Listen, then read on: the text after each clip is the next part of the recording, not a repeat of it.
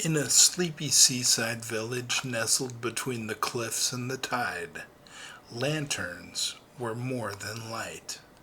They were symbols of hope. Each home had one, dangling on porches, swinging gently in the breeze, glowing with soft amber flame against the salt-laced air. And in the final house on the edge of the cliffs lived Mira, a girl with sea-tangled hair, big watchful eyes, and a heart full of wonder. Her father, Elias, was the village's glassworker, a quiet man with calloused hands and a warm soul. Since the loss of Mira's mother, Elias poured his love into two things: his daughter, his glass. On the morning of Mira's 12th birthday, she awoke to the aroma of cinnamon bread and the sound of gulls echoing across the gray-blue sky. At the table sat her father, a cloth bundle resting in his palms like treasure. "This," he whispered, "was made from the last colored glass your mother brought me from the capital. I saved it for you." Mira untied the blue twine, and her breath caught. Inside lay a lantern so intricate, so achingly beautiful, it seemed impossible a human hand could have made it. Gold filigree traced every pane of glass, rose, sapphire, and amber. The handle was carved with tiny olive branches, and inside, delicately etched across the central panel, were the words Myra had heard whispered in midnight prayers. "The Lord is my light and my salvation. Whom shall I fear?" Psalm 27, verse 1. Her eyes shimmered with tears.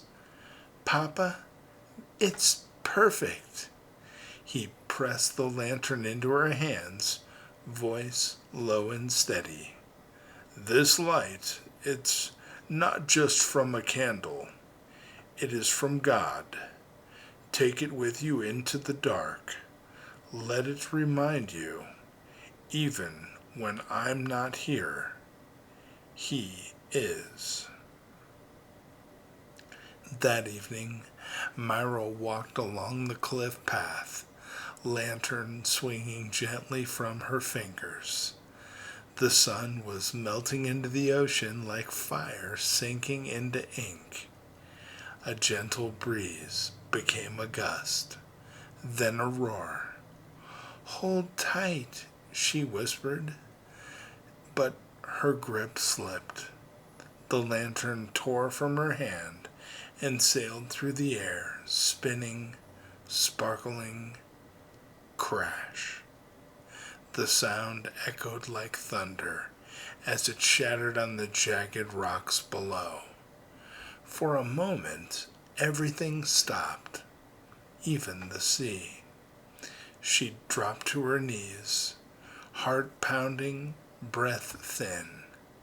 Tears blurred her vision as she leaned over the edge. And there, dozens of feet below, her father's masterpiece lay. Now nothing but glittering shards strewn across the stone. "No, no, no!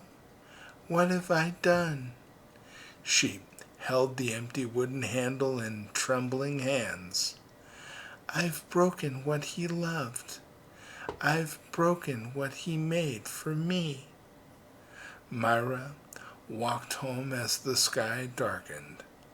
Her father opened the door before she knocked. He saw the handle in her hand. He saw the tears. And he asked just one thing. Show me where it broke. No anger, no disappointment, just love. The next morning, before dawn, they walked to the cliffside together. Elias climbed down slowly and carefully, retrieving every piece, even ones Myra hadn't seen. Bring me what you can carry, he said gently, and I will do the rest. In his workshop, he lit the fire, and for 7 days it never went out. Myra watched through the crack of the door as her father bent over the table, treating every broken piece like a holy thing. He didn't throw away the jagged edges. He didn't sweep the glass into the trash. He melted, mended, molded. He prayed over it. He sang old psalms in the quiet. He even carved a new verse in the inner rim. He heals the broken-hearted and binds up their wounds. Psalm 147, verse 3. On the 7th night, he placed the lantern into Myra's hands once more. Her breath caught again. It was different. The same colored glass, but now the scars were traced with silver, catching the candlelight and turning it into a shimmering dance of grace. The cracks hadn't been hidden. They had been redeemed. But Papa, it's still broken. He knelt before her and whispered, Yes, but now it tells a story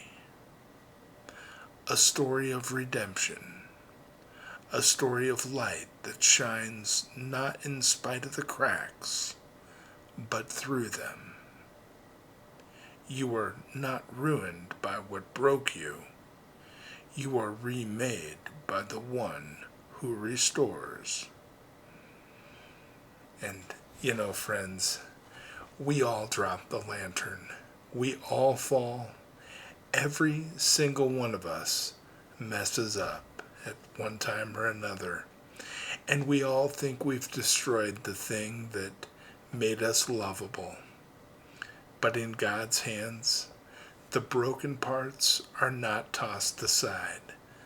They are gathered, blessed, and reformed into something that glows even brighter than before.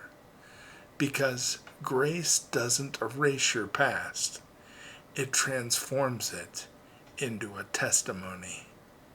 Your scars are not shameful, they are sacred.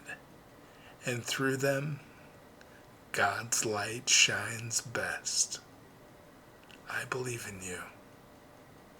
God bless you, my friends. Bye-bye.